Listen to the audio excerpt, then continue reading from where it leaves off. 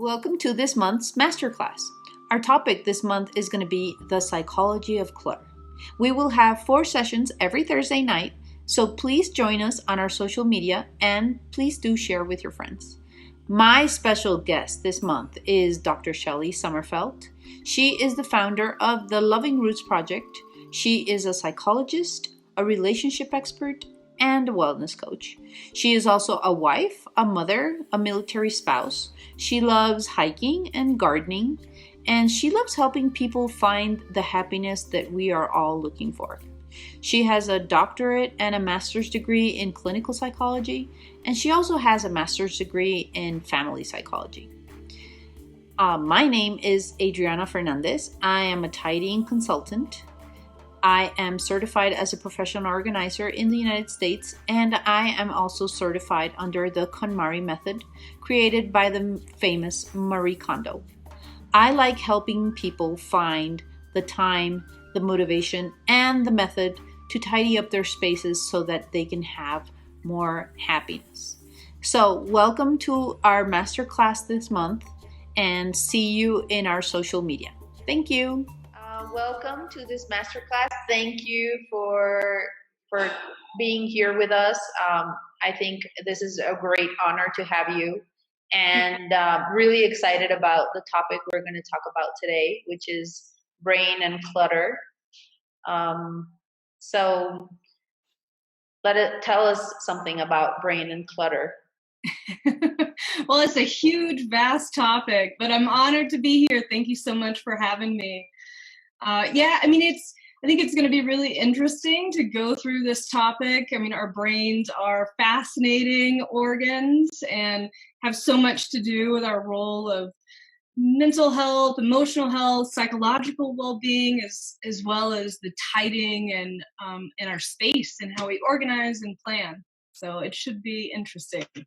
Yeah, the objective of doing this masterclass and this first session with you and talk specifically about brain and clutter is because as a tidying consultant for me, it is sometimes very easy to talk about how it affects us, but I think the very valuable opportunity to talk to you, since you are the specialist in this area and especially in psychology and well-being, is that you can talk to us about things that maybe I have said to other people, how important to have a tidy home or a tidy office space is. Right. So how is exactly our brain impacted when we have clutter in our home or in our office or even in our cars? Right. Well, I mean, the brain is impacted in so many different ways because it really impacts our sensory processing, our concentration, our focus, attention, I mean, even sleep, which is a pretty fascinating thing that you don't realize the clutter and things in your surroundings can have that big of an impact. So that means that the brain is impacted in many different areas, but I'd say the two kind of biggest ways that the brain is impacted is in your frontal lobe region, which is the forehead, the area in your frontal lobe, and that has so much to do with your executive functioning. So it's going to be more your higher level cognitive tasks, which specifically have to do with planning and organizing. It also has to do with problem solving and decision making, which I think is really fascinating. If you've ever been in a highly cluttered environment, it's sometimes hard to make a decision. You get really overwhelmed by all the clutter, and it can impact your ability to problem solve and make a decision. Also, the parietal lobe in the brain has to do with sensory information, and so processing both visual and tactile information, which also really have to do with clutter. And people sometimes can underestimate having clutter and a mess around, and you seeing that on a regular basis, that really does have an impact on how you're functioning, how you're cognitively functioning, your ability to get tasks done, such as work. It can really have a big impact. Yeah, there is a study at Yale University that was done. Well, it was more not like the study, but they just had a cluttered space for a certain group of students and then a non-cluttered space for another group of students, and they had to solve a puzzle. So Mhm. the study or this just activity showed that it was easier, and the group that did not have the clutter, they were able to solve the puzzle uh, more rapidly than the people who were surrounded by clutter. It is Absolutely. it is sometimes hard, even though my clients, when working with them, I don't know, maybe it's hard to understand or even see until we do the whole tidying process, and how they really live this situation after they have decluttered their spaces, especially when we work with um, companies or especially office spaces. People tend to say, yeah, now I can focus, now I'm more productive. Mhm. um, and yeah, that's something that happens to my clients too, because they can focus, they can concentrate more. But that is, yeah, brain and how it organizes, it is so important. But I mean, I don't know a lot about psychology, and I don't know about a lot of brain, but it's something that I read about a lot because it's so interesting. Right. um, but our brain also needs to organize itself, right? Absolutely. Yeah. And that's what I was going to discuss too is the brain is a natural organizer. I mean, if you think about all the material that we take in, we naturally compartmentalize information. Otherwise you would have so much mental clutter, which we can also have that as well, but your brain naturally wants to sort and divide. It's easier for the brain to be able to organize material. We have, and again, this comes back to that sensory processing area where we organize material based on senses as well. So memories in an area, olfactory senses, so smells, for example, tactile things. And this is another reason why the sensory input and how that plays a role with clutter is so crucial, because people often don't realize that if you're constantly surrounded by clutter, that is impacting not only your visual sensory system, it can impact you tactile, it can impact auditory if you're in a loud space. I mean, all those things, once you have so many different sensory input happening in your brain, that becomes really overwhelming. And you've essentially just overstimulated the brain, which then is going to lead to higher burnout, going to lead to you feeling stressed out. It's overwhelming. You're less likely to be able to pay attention to different tasks or get things done. So your productivity really declines as well. That goes in hand with exactly the methodology that tidying consultants use. Hmm. When I start working with my clients, one of the things that I'm very specific about, and I, as a coach, in this part of like the coaching part of tidying, people want to start, and I think that's when people try to tidy on their own, sometimes Hmm. they fail because they start tidying like this and that and everywhere, and they don't focus. And I also, one of the things that I work with my clients is say, we are going to work by category. We are going to do like all your books or all your clothes. Yeah. And even within clothes, the best thing is to do like the subcategories. Now, first Mhm. pants and then shirts, etc. Why? Because of this. Because Yeah.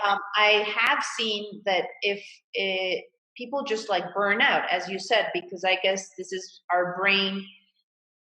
Even though the clutter and the tidying process, you have to make so many decisions because you have to make a decision for each item that you see and that you have in your house. And apparently in a common US household, there are about 300,000 items in a house. So Mhm. imagine if you're decluttering, you want to do like this whole tidying process where you have to declutter, or you want to declutter your entire house, you're going to have to Mhm. make 300,000 decisions. There are Right. families and people who have more things than that. There are people who have less, but it's a lot of decision making, and it does tire our brain, right?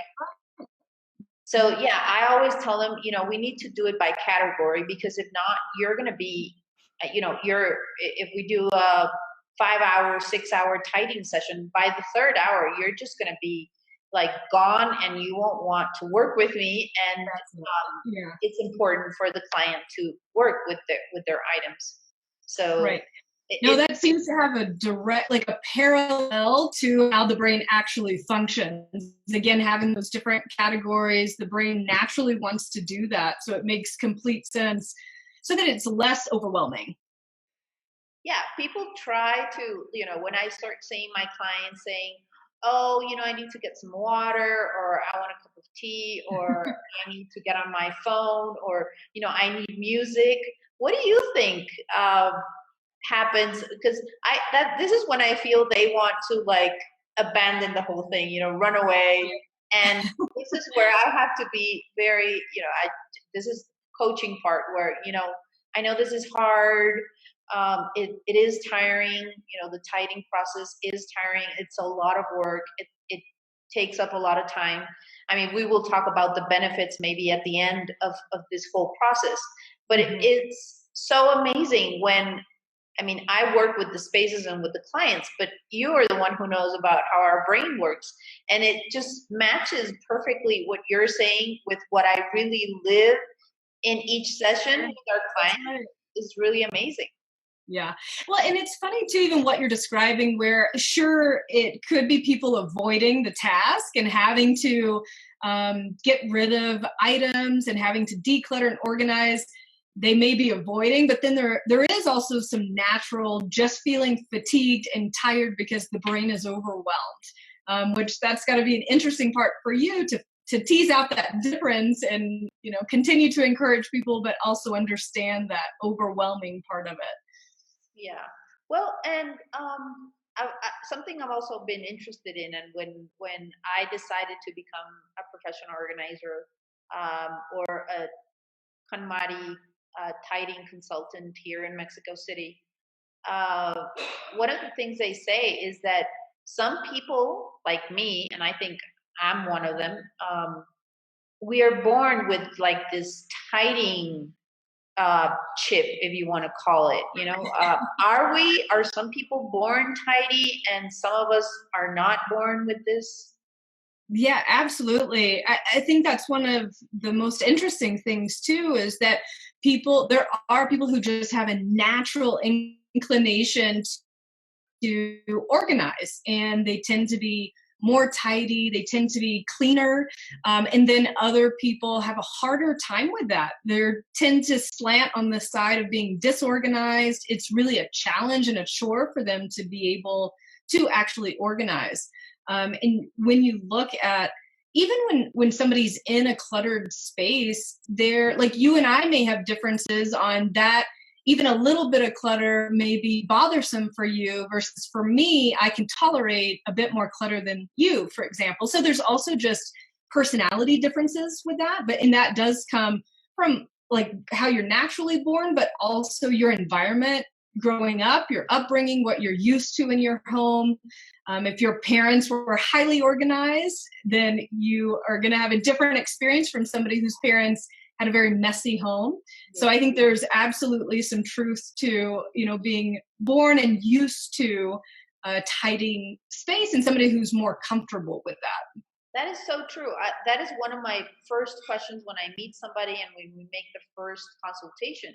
One of the first questions that I include in that first consultation is a little bit about your background.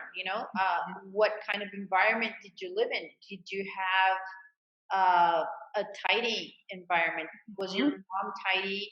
Normally, I find that either one parent was and the other wasn't as much, and or I do find it sometimes that either you lived in a very cluttered environment, so either you copy that same and you have that environment as an adult, or you just went like to the other side. No, you lived in a really cluttered environment. And maybe this matches with what you were saying before, where if I was born with a tidying, molecule, and my parents were not, I must have lived under a lot of like stress and anxiety as a kid. But then when I had my own space, then I went like totally, 180 from what my environment as a kid was. It is so interesting to hear that it is something true. Right. Yeah. But I do, you see a lot with habit formation and with people creating change, that people are able to shift a little bit from maybe how they were born or how they grew up and really incorporate that into their lives. But I think there's a natural slant with personality characteristics and with our brain on how we may naturally do that. And I see that a lot because you're bringing up kind of people's home environment. I see that a lot with couples who I work with, where they may have one of the most common arguments may be, well, money is one, and another one has to do with task and chores at home and helping out. And oftentimes when I listen to them talk, I will hear one person say, well, the dishes have to be done after each meal, the house has to be tidy, everything needs to be clean, the trash needs to be taken out daily, and the other person could really care less about it, just doesn't bother them. And so that can create a lot of conflict in relationships or in families where there are differing levels of like what's bothersome for them. Which is really, it's an interesting thing to work with. Oh, yeah, that is so true. Yeah, we could have arguments within our family on how tidy or how not tidy we are. So, talking about formation of habits, that's another topic that I really love to talk about, and I think it's one of the things I really want to teach my clients within the coaching, because I do believe, yes, something when you're a child, how you grew up, what your environment was like, that could have an impact on you. Right. But I also tell my when I have an interview or somebody asks me, I'm always very passionate about the idea that tidying is a habit, just like exercising can be a habit, just like eating healthy is a habit.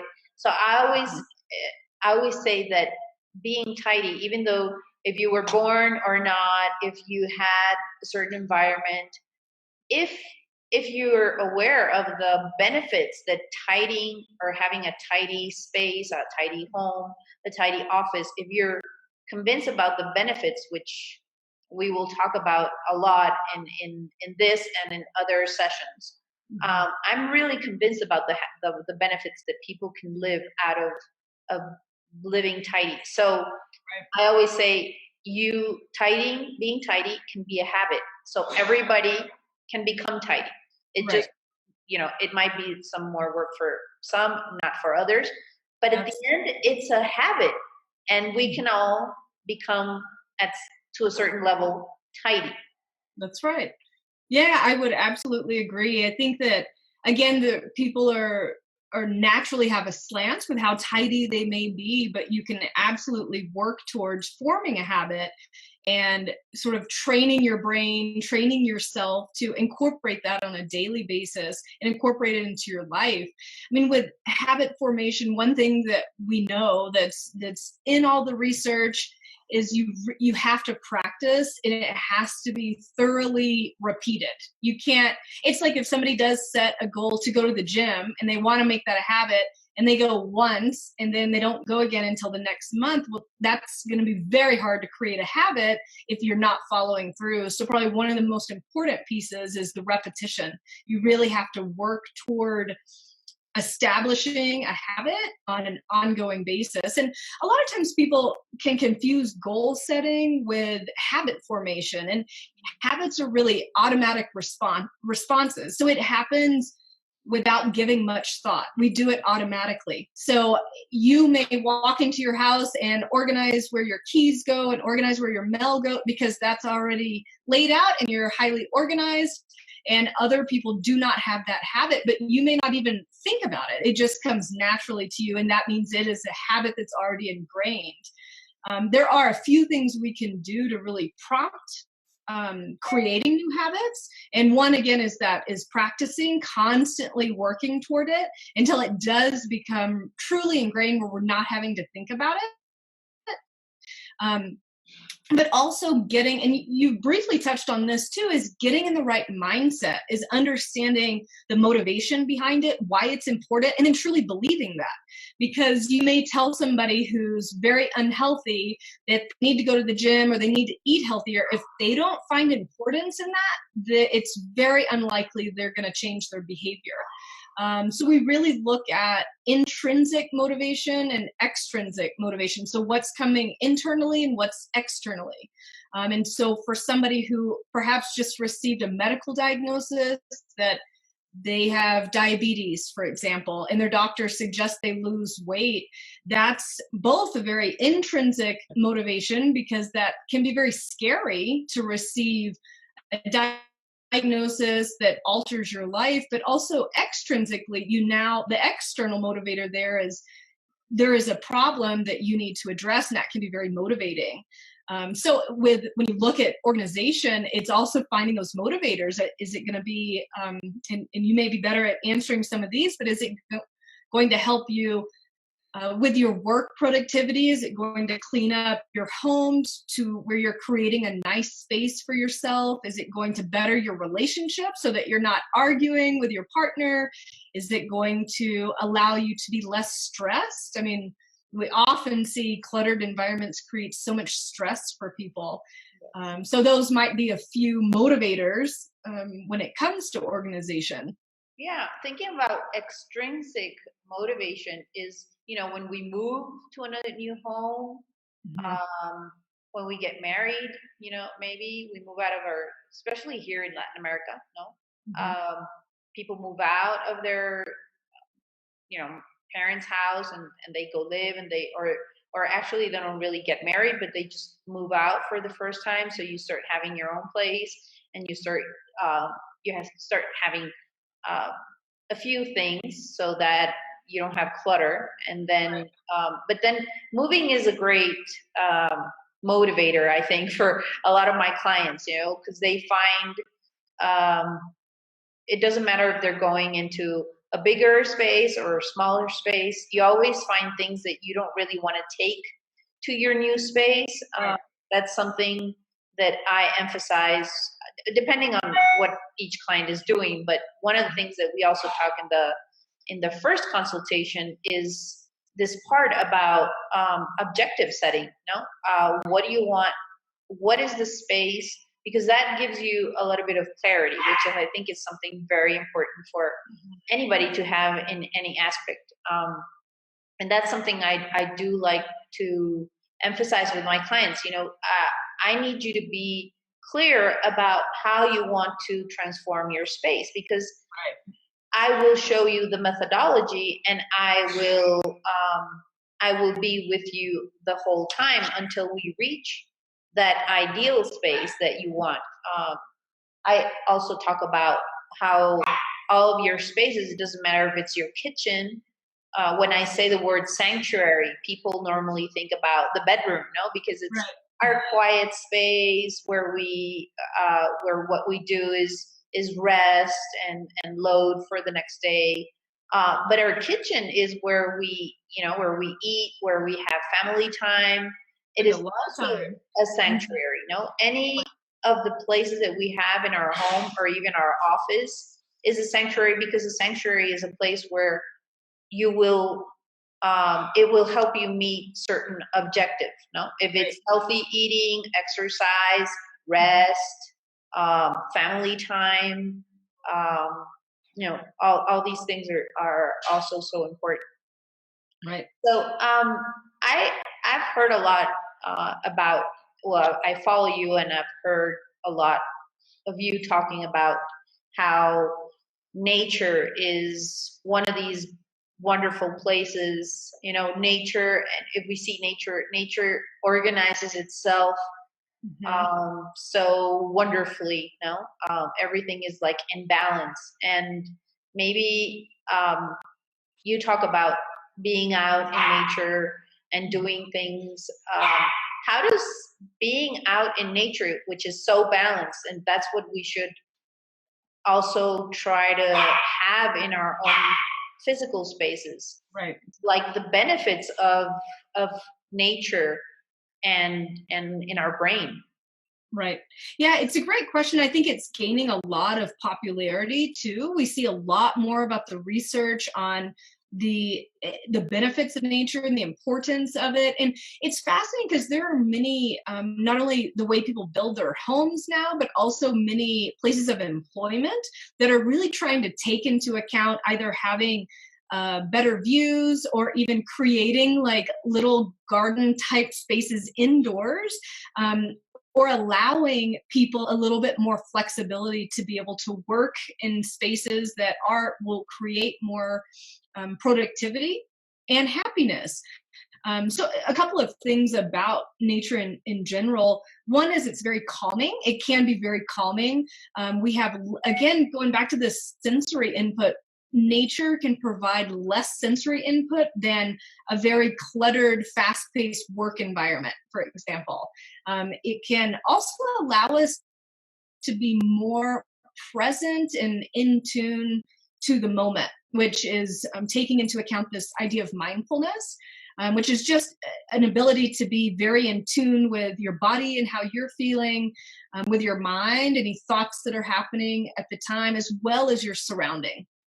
And your surroundings, if people are taking a walk through the park, they may be more inclined to notice the way the trees look, how the breeze feels, what the flowers look like and smell like, versus when you're in a very cluttered environment, you're overwhelmed and it's hard to take into account, how do I feel with all of these stacks of paper versus how do I feel taking a walk in the park?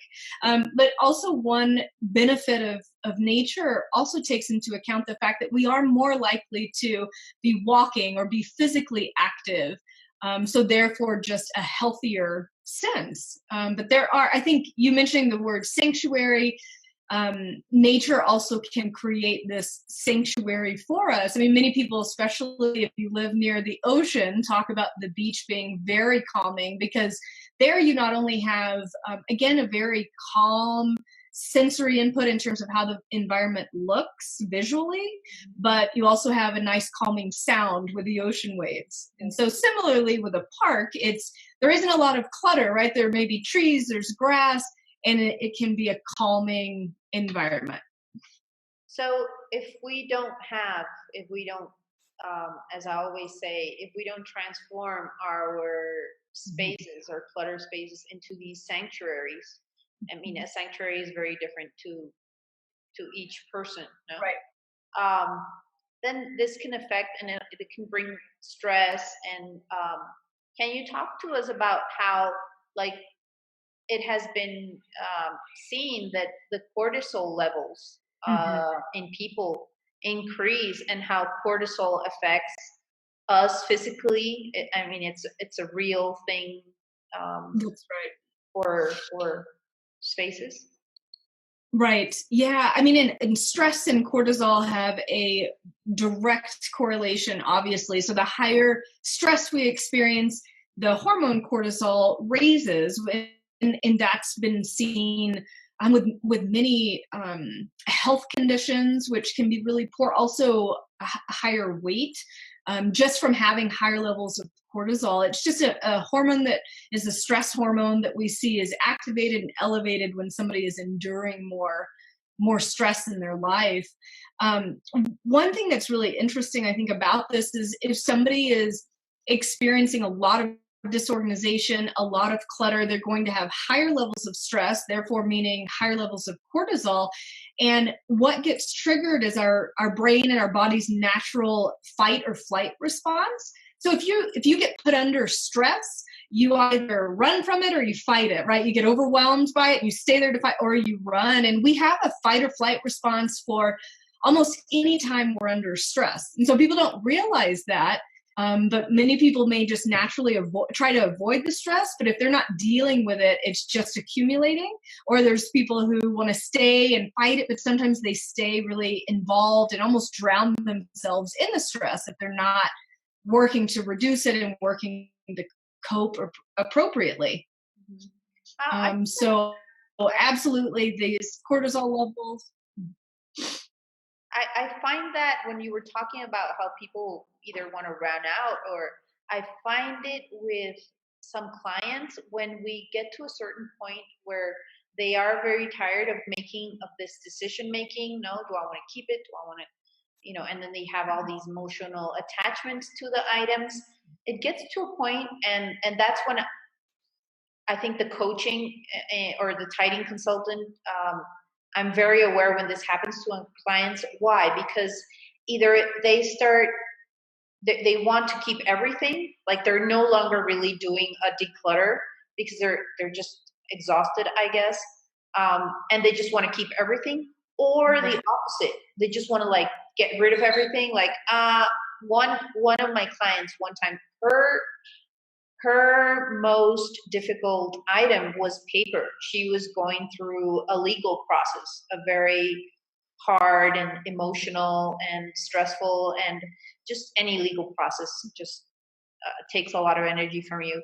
And she was going through this. And in the other areas of our house, she was very like a perfect client. No, she was going through the moves, really nice. We were having such a fine time. But then when we got to paper, she started okay. I mean, she was struggling. She was really struggling with paper. She had shared with me this thing about her legal issue. So it came to a point where she started with, I want to get some tea. Let's get some music on. And then at some point, she was just like, let's throw everything away. I don't care. I just want to get rid of it. I don't want to go through it. And I told her at that time, and in that moment, I think that's when the coaching is so important. I told her, you shared with me a very important information that you're going through a legal process, and there are certain documents that you have not found that you need to find, and that you need to give to your lawyer. So it would be very unprofessional for me to just let you throw everything away, because then you will have consequences. It's funny because when you were talking about this example of this client just came up naturally to me, like, oh, then that's what was happening to her. Exactly. No, it's a perfect example of that fight or flight. Sometimes it's hard to describe. So I appreciate you giving that example, because a lot of times I think people picture it that it's going to be differently, and it really can be an unconscious process. We don't realize we are going through that. Our brain is naturally taxed, our sensory information is overloaded, and then you bring a great point of when we get emotionally overwhelmed as well. And especially, I'm sure you see this a lot, but we see it more so with hoarding type behavior. But when people have really extreme levels of clutter, to release that and let go of like one piece of paper can actually be extremely stressful and overwhelming to a person who hoards. Bringing up the brain for that, we actually, brain scans have been done, and a person who tends to hoard and have that extreme, almost obsessive quality, the pain receptors in the brain get spiked and will go off when they're releasing even one small piece of paper. And I think can be hard for people to understand that is extremely stressful and even causes pain physiologically, emotionally, to let go of items that have accumulated to an obsessive level for probably an extended amount of time. But anyway, it's a fascinating thing to me, because I think when we just talk about people who may be unorganized or cluttered, and obviously not to the level of hoarding, that it can still be a real challenge and stressful, not only to see the clutter, but also to release it, and let go, and really differentiate what's really important, what's sentimental, what's important and a priority in our life, and what's not, and what we can let go of. Yes, that is so true. I mean, we won't go into hoarding. I mean, I love that. I love to help those people. There is a statistic about how many people really suffer from hoarding. I know it's a very hard topic. Normally, the person who's the hoarder does not see itself, having this problem. Normally, it's the family around. Right. I have found clients who, or just people who you talk about. Oh, what do you do? Well, I'm a tidying consultant. Oh, wow, you need to go and help my sister, my mother, and sometimes they even want to give out like a gift certificate.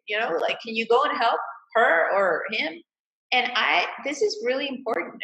And even though we're not going to go into specific the topic of hoarding, I think it's very valuable to say, yes, it's very important to get some help. Normally, for hoarding cases, you need to get the psychological support, Right. and then my support. In this case, we would make a great match because you would be helping the person from the psychological point of view, and I would be working with the spaces. But it is real that they hurt. They feel. I've heard of examples like when you drink hot coffee and you get your tongue, or there's like a flame and you get burnt.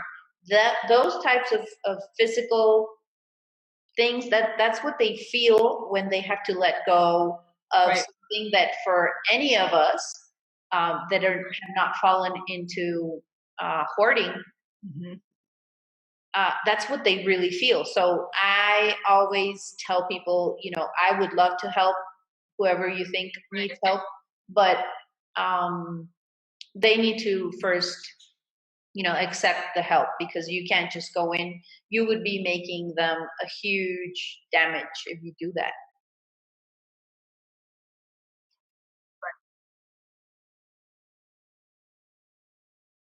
Right. It's a great. Yeah, clutter. So not as extreme as hoarding. It is still a challenge and can be difficult to let go and still create a stressful response. ¿Cuánto tiempo llevamos? Internet. Okay, we're gonna have to edit this part because we're having some internet problems. Oh. Sorry. I think we got the part of hoarding pretty good. Yeah. Okay. ¿Cuánto tiempo llevamos? Esto se lo cortas, ¿no? We're just going to go into the ways to declutter the brain and then the 5 tips, and then we're done. Okay? Okay. Okay, so we were talking about hoarding. Let me do like a natural, like, yeah. So, well, if anybody in your family and anybody close to you needs some support, do look for professional help, both for the psychological part and also the professional organizer. So, well, we've talked about. I think we can talk for hours on this subject. So I'm so passionate about it. But on the positive side, how can we declutter our brain? What can we talk to our audience and let them know that there is hope? There are things we can do to declutter our brain. Yeah, I think that's a great question, because we can focus so much about our physical space and the clutter that's in our physical environment, which is absolutely important. But there's also that impact, again, of seeing all that clutter in our physical environment that can really overload us mentally. So I think addressing, what are some tips to reduce and declutter our brain is really important.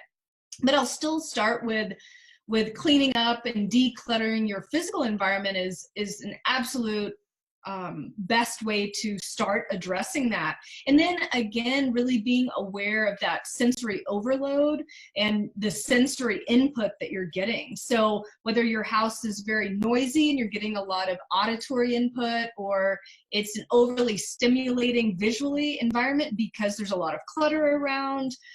So anyway, being very aware and cognizant of your space and that sensory overload that you may be experiencing. Another thing that we haven't touched on that I think is really interesting, and we're going to probably see more and more in the research, and that's the digital clutter. Our phones, our computers, we are completely connected digital beings, and it's wonderful, but it also comes with constant emails, constant texts, notifications, and your inbox can absolutely be cluttered. This can impact your work productivity. It can impact even sitting here with doing an interview or having lunch with a friend. If you're constantly checking your phone, you're distracted, not truly connected with the person that you're with. And so there's really some importance in decluttering your digital space and getting less focus and attention to maybe checking for notifications constantly, and organizing email and getting your digital space as organized as you would a physical space. Yeah. I don't know if you have any comments about digital organization. Yes, we luckily we will have you for this session and 3 more.